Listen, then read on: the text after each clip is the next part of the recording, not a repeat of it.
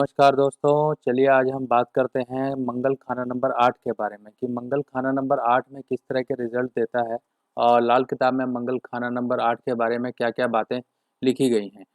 खाना नंबर 8 में जनरली जब बर्थ होता है तो मंगल की पोजीशनिंग कहीं भी हो सकती है, पर कुछ पोजीशनिंग या कुछ जो है मंगल की स्थितियाँ, वो है मंगल को नेगेटिव बनाती हैं, कुछ स्थितियाँ ऐसी हैं जो मंगल को पॉजिटिव बनाती हैं। कई बार ऐसा होता है कि मंगल नेगेटिव कंडीशन में आने के बावजूद भी और अपने मित्र ग्रहों से जब वो सपोर्ट पा लेता है, तब वो अच्छा कहलाया जाता है।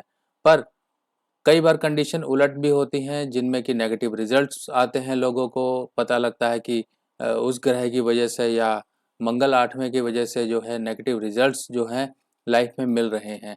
तो हम आज देखते हैं कि मंगल खाना नंबर 8 के बारे में जो है लाल किताब क्या कहती है।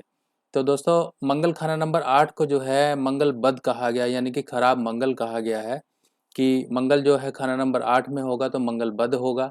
मंगल बद की जो है पूरी डेफिनेशंस कैसे-कैसे मंगल बद होता है उसके बारे में मैं एक वीडियो बना चुका हूँ। बाकी उस वीडियो का इस एंड स्क्रीन में मैं लिंक भी साथ में अटैच कर दूँगा ताकि आपको मंगल बद की जो कंडीशंस हैं उनके बारे में भी पता लग जाए। देखिए, मंगल बद को सिंपली वर्ड में अगर हम समझें तो मंगल जब भी अपने दुश्मन ग्रहों के साथ होगा, जैसे कि मंगल अगर बुध के साथ होगा, मंगल अगर केतु के साथ होगा, मंगल अगर 9वें घर में भी शुक्र होगा तब भी मंगल बद होगा। मंगल जो है गलत कंडीशंस में जब भी आएगा तब वो मंगल बद हो जाएगा। बाकी ओवरऑल जो है आपको वीडियो देख के ज़्यादा अच्छे से समझ आएगा, उसमें आपके कंसेप्ट ज़्यादा क्लियर होंगे। तो आज हम समझते हैं मंगल 8वें घर में अगर हो। देखिए, मंगल अगर 8वें में है, किसी की कुंडली में भी मंगल 8वें में है, तो वैदिक के हिसाब से देखें तो मंगल 8वें में है और अगर सपोर्टिव कंडीशंस नहीं है, जैसे कि मंगलिक भी कहा जाता है, पर मंगलिक की डेफिनेशंस को अच्छे से समझना चाहिए। मंगलिक की डेफिनेशंस कितने परसेंट है और क्या मंगलिक दोष जो है वो कैंसलेशन हो रहा है कि नहीं, उसके भी फैक्टर हमें देखने चाहिए। क्या मंगल चंद्र से, मंगल शुक्र से, मंगल लग्न से, क्या उन हाउसेज में है जिनकी हम मंगल दोष के बारे में देखते हैं। जैसे कि मंगल अगर पहले में हो, मंगल अगर चौथे में हो, मंगल अगर 7वें में हो, 8वें में हो, 12वें में हो, लगन से या चंद्र से या शुक्र से, तो वो मंगलिक की एक कैटेगरी में आ जाता है। पर उसके बाद हमें ये देखना होता है कि वो कितने चांसेस हैं उसके मंगलिक होने के।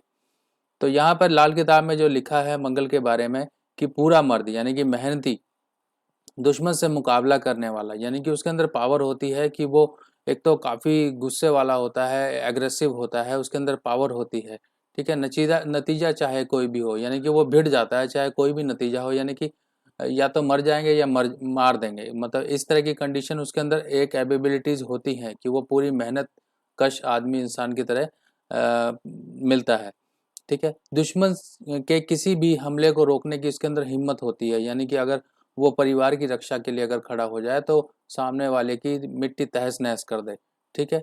अशुभ मंगल पिता की उम्र के लिए खतरा होगा, यानी कि अगर मंगल यहाँ पर 8वें में आ गया और वो भी अशुभ हो गया। अशुभ होने की क्या कंडीशंस हैं? अशुभ होने की कंडीशंस ये है कि मान लीजिए उसके साथ केतु भी है वहाँ पर, या फिर उसके साथ बुध है वहाँ पर, या फिर दूसरे घर में उसका दुश्मन कोई आ जाता है बुध या केतु में से, तब वो मंगल जो है अशुभ हो जाएगा। और चंद्रमा भी अगर सपोर्ट नहीं दे रहा है, सूरज भी सपोर्ट कहीं से नहीं मिल रही है उसके घरों से या उसको दृष्टि संबंध से, तब वो मंगल अशुभ कहलाया जाएगा। नेक और बद की कंडीशंस में हमेशा यही उसूल देखे जाते हैं कि उनकी जड़ें खराब तो नहीं है ग्रहों की, या उनको सपोर्ट मिल रही है कि नहीं। ये चीज़ों को देखकर ही हम नेक या खराब की कंक्लूजन पे आते हैं। अब इसके बाद क्या एक चीज़ लिखी गई है कि अगर चंद्र 8वें, पहले, तीसरे, चौथे, 9वें में हो तो मंगल, अब मंगल बद ना होगा। क्यों नहीं होगा? क्योंकि मंगल को सपोर्ट ही चंद्रमा से मिल गई है। ये चीज़ें जहाँ तक चंद्रमा जब भी सपोर्ट देगा मंगल को, तो वो मंगल बद नहीं रहेगा, मंगल नेक की कंडीशन में आ जाएगा, ठीक है? जब बुध नंबर 8 में हो तो मंगल और बुध दोनों का नेक फल होगा। अब यहाँ पर बुध आ गया कि कंडीशन थोड़ी सी चेंज हो गई, चंद्रमा का भी सपोर्ट आ रहा है, बुध भी साथ में अगर मान लीजिए 8 में आ जाता है तो जुबान और जो है मुंह दोनों इकट्ठे हो गए हैं, यानी कि वो एक सपोर्ट मिलना शुरू हो गया है और चंद्रमा का भी सपोर्ट आ गया। तब जब सपोर्ट ही आ गया है तब उस बुध को जो है मंगल भी मतलब एक तरीके से बुध के साथ मंगल भी एक तरीके से नेक कहलाया जाएगा। दूसरे घर में चंद्र या बृहस्पति हो तो, या दूसरा घर खाली हो तो नेक फल होगा। यानी कि अगर मान लीजिए दूसरे घर में से सपोर्ट मिल रही है, 8वें से दूसरे को दृष्टि जा रही है मंगल की, और साथ में वहाँ पे मित्र ग्रह आ गए, जैसे कि मंगल को चंद्रमा का साथ मिल गया, बृहस्पति का साथ मिल गया, तो वो एक अच्छी कंडीशन हो जाएगी। अब इसके अलावा जो है मंदी कंडीशंस क्या होंगी, यानी कि मंगल हमने समझा कि अब उसकी जो है एक डूबती नैया को बचाने के लिए ये फैक्टर्स है। अब हमने ये समझना है कि वो खराब किस कंडीशन में होगा। अब 8वें में आ ही गया है तो खराब होना उसका लाजमी है, अगर सपोर्ट नहीं होगी तो। अब वो सपोर्ट क्या क्या होगी, उस चीज़ों को हम समझते हैं। पहले मंगल के जो है खराब होने की मंदी हालत को समझते हैं। छोटे भाई बहन का जन्म अगर होगा तो 4 या 8 साल बाद होगा, यानी कि जो 8वें घर का मंगल है किसी जातक का और घर में वो बड़ा है, तो उसके जो छोटे भाई होंगे उनकी पैदाइश में दिक्कत आएगी। यानी कि वो जो है उनके बीच में एक जो एज गैप होगा वो बहुत ज़्यादा होगा। या तो वो बच्चे होके मिसकैरेज हो रहा होगा, या तो वो बच्चे होने के बाद मर रहे होंगे, या फिर किसी कारण से भी वो एक गैप जरूर बनेगा उनके बीच में। यहाँ बैठा मंगल छोटे भाइयों को जन्म के लिए मौत का फरमान होगा। अगर वो मंगल बद है, वहाँ पे मंगल कंडीशन खराब है, तो वो मौत का फरमान होगा, यानी कि उनकी डेथ करवाएगा। और इसी कारण से वो जो एज गैप है किसी ना किसी तरीके से, मान लीजिए वर्षफल अच्छा आ गया या फिर कंडीशंस अच्छी हो गई, कुछ ना सपोर्टिव चीज़ें हो गई, तब जाके औलाद पैदा होगी। तो होगी भी तो वो एक एज गैप जरूर मिलेगा। मंगल बद ताए और मामे के लिए बहुत अशुभ है। ताऊ और मामा, अगर मान लीजिए 8वें घर में किसी के मंगल है और उसके ताऊ और मामा जो हैं उनके लिए वो अशुभ है, उनके लिए कई तरह की दिक्कतें, फाइनेंशियल, मेंटल हेल्थ, कई तरह की दिक्कतें उनके लिए खड़ी करता है। बुध टेवे में कहीं भी हो सिवाय नंबर 8 और 6 के, तो जितना बुध उम्दा हो उतना मंगल भी मंदा होगा। यानी कि अगर बुध 3, 8 और 6 खाना नंबर इनके अलावा कहीं पर भी हो, अगर ये जितना बेटर होता जाएगा उतना ही मंगल दबता जाएगा। यानी कि जुबान ज़्यादा हावी हो गई है उस समय पर, तो इन चीज़ों को आपको देखना पड़ेगा। अकेला मंगल 8 नंबर 8 में हो और नंबर 2 खाली हो तो 28 साल उम्र तक मौत का फंदा होगा। यानी कि जो मंगल की एक उम्र है, मंगल नेक की, और मंगल की टोटल एवरेज बताई गई है 28 से 31 और 33, ये जो समय है ये मंगल नेक और मंगल बद का है। और 28 साल जो उम्र हो जाएगी उसके अंदर जो ग्रह का मंगल का इफेक्ट आएगा, 28 साल उम्र तक का जो मंगल का एक फेस होगा वो बहुत बुरी कंडीशन का होगा। परिवार में न जाने कितनी मौतें होंगी, फाइनेंशियल इश्यूज होंगे, कई तरह की दिक्कतें वो दिखाता रहेगा। ठीक है, तो इस चीज में मंगल बद होगा। ठीक है ना, जो धन दौलत और जानों पर मंदा होगा। अब मंगल बद, मान लीजिए किसी कुंडली में आपने देख लिया कि हाँ वो मंगल बद है और इस तरह के सिम्टम्स दे रहा है, तब उपाय के तौर पे हम क्या करेंगे। ठीक है, उपाय भी जरूरी हो जाते हैं उस समय पर, क्योंकि जब नेगेटिव इम्पैक्ट को हमने कम करना है तो उपायों का सहारा लिया जाता है। तो इसी चीज़ को समझने के लिए सबसे पहले किसी भी विधवा से आशीर्वाद लेगा, यानी कि जिसमें 8वें घर में मंगल है वो विधवा से आशीर्वाद जरूर लेता रहे। कोई भी लेडी आसपास में हो या जो विधवा हो, तो उनका आशीर्वाद लेना बहुत ज़रूरी होता है। उनका ख्याल रखें, उनके दिल से आशीर्वाद ले। ये नहीं कि आप आशीर्वाद, ये सिर्फ हाथ रखवाना सिर पे आशीर्वाद हो गया, नहीं, उसके अंदर से वो चीज़ खुशी होनी चाहिए। वो एक मतलब एक लहर दौड़नी चाहिए जो उसके हाथों के जरिए आपके सिर पर आशीर्वाद के रूप में आए। गृहस्थी सुख के लिए मिट्टी के बर्तन में शहद भर के वीराने में दबाएं। अब मिट्टी का जो बर्तन होगा उसके अंदर शहद भरेंगे, यानी कि शुक्र और मंगल का जब हमने एक कॉम्बिनेशन कर दिया और उसको वीराने में जमीन में दबा दिया, छठे घर में उसको स्थापित किया, तब वो जो जाके है एक मंगल जो बद का असर है वो दूर होना शुरू होगा। घर की बीमारियां दूर करने के लिए जब रोटी पकाने का तवा गर्म हो जाए तो उस पर पानी का छींटा डालकर फिर उसे रोटी पकाने पर बीमारियां दूर होंगी। ये इसके पीछे लॉजिक ये है कि मान लीजिए किसी के घर में बीमारियां ज़्यादा हैं, कई लोग लंबी बीमारियों से ग्रसित हैं उसके परिवार के, टेबे वाले के, तो उसमें सिंपली जो शनि को एक चंद्र की मदद दी जाती है ताकि चंद्र से उसको शांत किया जाए, क्योंकि 8वां घर शनि का भी है और मंगल जब यहाँ पर होगा तब शनि का एक जो रौद्र रूप है उसको शांत करने के लिए सिर्फ चंद्रमा ही काम कर सकता है। तो उसके लिए तवे पर छींटे डाल के उसको थोड़ा सा ठंडा करके फिर आप रोटी पकाएं। तो जो है वो एक मंगल का एक नेगेटिव प्रभाव दूर होता है। जब नंबर दो में कोई भी ग्रह मतलब कोई ग्रह हो तो मंगल अब मंगल बद होगा, पर उसके लिए कंडीशंस वो जरूर आप देख लें कि बृहस्पति के दोस्त हैं कि दुश्मन हैं। और धन दौलत के लिए मान लीजिए मंदा हो रहा है और जो है उसके दुश्मन ग्रह हैं दूसरे घर में, तब क्या करना पड़ेगा?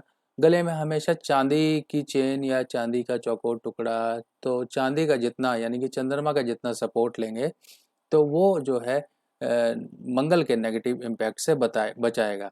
अब इसके साथ साथ और भी उपाय बताए गए हैं, जैसे कि तंदूर में मीठी रोटी लगाकर, मीठी रोटी जो इसके लिए भी कंडीशंस होती हैं कि मीठी रोटी जो भी लगाएंगे तो उसमें लोहा यानी कि शनि का हम सपोर्ट नहीं लेंगे। वो सिंपली आप किसी आसपास में कोई ढाबा वगैरह है तो वहाँ पे बोलिए कि तंदूर में रोटी बना दे, उसमें थोड़ा सा मीठा डाल दें, तो मीठा चीनी या गुड़ कुछ भी आपको जो सही लगे वो आप डाल सकते हैं, थोड़ा डालिए क्योंकि कुत्तों को देनी है, ज़्यादा मीठा उनको देना सही नहीं होता है। तो आप नाम के लिए थोड़ा सा मीठा डाल दें और वो रोटी जो लगाएगा तंदूर वाला वो कपड़े से ही लगाए और कपड़े से ही निकाल ले, उस पर सरिया जो होता है वो रोटी निकालने वाला वो ना लगाए। ठीक है, तो वो 43 डेज तक आप डालते रहें, कुत्तों को डालते रहें। तो इससे जो होगा मंगल जो एक बद का असर है वो जो आपके career, finance, health, overall impact जो कर रहा है, नेगेटिव इम्पैक्ट कर रहा है लाइफ में, उससे बचाव मिलेगा। जब कईयों के मंगल 8 में आता है वर्षफल में और इस तरह की दिक्कतें देता है तो ये उपाय उसको उनको सजेस्ट किए जाते हैं। और इन जनरली भी आप कर सकते हैं, अगर इस तरह की आपको इंडिकेशन मिल रही हैं तब भी आप कर सकते हैं। अब वंश की बर्बादी को रोकने के लिए, वंश की बर्बादी क्या हुई? वंश की बर्बादी हुई इसी तरह से हुई कि बड़ा लड़का तो पैदा हो गया, छोटा नहीं हो रहा है, या घर में मौतें हो रही हैं। तो इस तरह से जब कंडीशन होगी तब क्या करना होगा? घर में भट्टी या तंदूर बनाकर बिना लोहा लगाए 8 दिन हर रोज 8 मीठी रोटियां पकाकर कुत्तों को डालें। अब इस केस में घर में तंदूर लगाना है और खुद ही बनाना है, खुद ही खिलाना है, बाद में वो तंदूर को आपको घर से हटाना पड़ेगा जब आपने 8 दिन का ये उपाय पूरा कर लिया। अब शादीशुदा जिंदगी में अमन चैन, क्योंकि 8वें घर का मंगल जो है शादीशुदा जिंदगी को भी इफेक्ट करता है, तो शादीशुदा जिंदगी में अमन चैन के लिए पति पत्नी दोनों को स्नान करने के बाद लाल रंग के कपड़े पहनने चाहिए। तांबे के बर्तन को लाल रंग से रंग कर कच्चे चावल, लाल फूल से भरकर लाल चंदन का लेप कर कर हनुमान जी के मंदिर में अर्पित करें। अब किसी की मैरिड लाइफ में इस तरह के डिस्टरबेंस आ रहे हैं और वो मान लीजिए जातक की कुंडली में ही 8वें में मंगल है और वो मैरिड लाइफ को बहुत बुरी तरह इफेक्ट कर रहा है, तो इसके लिए सिंपली ये एक उपाय है कि आप जो है स्नान करें, हस्बैंड और वाइफ लाल कपड़े पहने, लाल रंग के चमकदार नहीं होने चाहिए क्योंकि चमकदार मंगल बद का रंग है। तो लाल रंग के कपड़े पहन के तांबे का बर्तन ले, उसको लाल रंग के जो है चंदन से उसको लेप करें, पूरा लेप कर दें। उसके ऊपर जो है आप उसके अंदर जो है मटकी के अंदर चावल भरें, कच्चे चावल, साबुत चावल जैसे बासमती चावल हो गए, वो भर के लाल फूल लगाकर, ये सब कुछ लगा के आप हनुमान जी के मंदिर में जाके उनके चरणों में ये अर्पित करें और प्रार्थना करें जो आपके मंगल जो है नेगेटिव इम्पैक्ट में है उसकी जो है शांति हो और आपकी मैरिड लाइफ सुकून और अमन चैन से बीत सके। तो दोस्तों यही छोटी छोटी रेमेडीज़ होती हैं जिनका हम कुछ ख्याल रखने होते हैं, जिनका हम ख्याल नहीं रखते हैं। जब ख्याल नहीं रखते हैं तो वो नेगेटिव इम्पैक्ट जो ग्रहों का है वो हमारे लाइफ में बढ़ता जाता है। तो इन्हीं चीज़ों को लाल किताब हमारी जो एक लाइफस्टाइल को अच्छा करने की जो है मेन इसका बेस है कि लाइफस्टाइल को कैसे अच्छा किया जाए, लोगों से कैसे अच्छे तरीके से रहा जाए, अपने आप को किस तरीके से स्वच्छ रखें ताकि हम उस डिवाइन एनर्जी की जो ब्लेसिंग्स पा सकें। तो दोस्तों आने वाली पोस्ट में फिर दोबारा मिलेंगे, तब तक मुझे इजाज़त दीजिए। नेक्स्ट पोस्ट लेकर फिर मैं हाजिर होऊंगा और जल्दी हाजिर होऊंगा। तब तक के लिए मुझे इजाज़त दीजिए। नमस्कार।